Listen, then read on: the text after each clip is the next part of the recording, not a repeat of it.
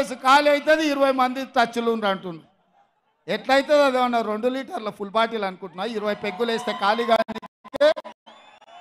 ఈడ కాపలా ఉన్నదేవాడు బిడ్డ ఎవడో తెలుసా? ఈడ వస్తావా రా బిడ్డ, టచ్ చేసి చూడు.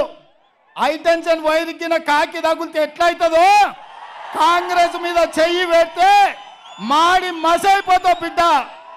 నీ తాతలు ముత్తాతలు గుర్తు రావాలి కాంగ్రెస్ టచ్ చేస్తే. నువ్వు అనుకుంటున్నావేమో నేను జైపాల్ రెడ్డి జానారెడ్డిని కాదు బిడ్డ, మర్యాద ఉండనికే బట్టలు 10 రోడ్డు మీద ఉరికించి కొట్టిస్తా బిడ్డ మా కాంగ్రెస్ పార్టీ కార్యకర్తలతోటి. ప్రజలు ఎన్నుకున్న ప్రభుత్వం, ప్రజా తీర్పిచ్చిన ప్రభుత్వం, ప్రజల మన్నన పొందిన ప్రభుత్వం 100 రోజుల్లో 6 గ్యారంటీలలో 5 గ్యారంటీలు అమలు చేసిన ప్రభుత్వం. మా ప్రభుత్వాన్ని పడగొడతారా నువ్వు మోడీ కలిసి? నువ్వు మోడీ చీకట్లో మాట్లాడుకుంటే అయిపోయింది అనుకుంటున్నావా?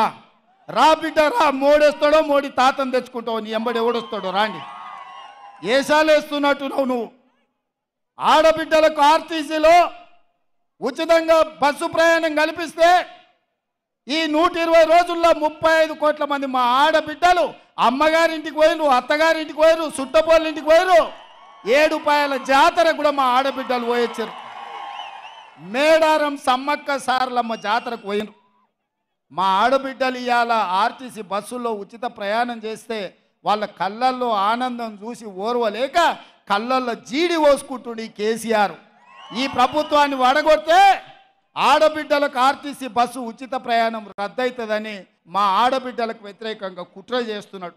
మా ఆడబిడ్డలు చూసుకుంటూ ఊరుకుంటారా నువ్వు చేసే పనులు?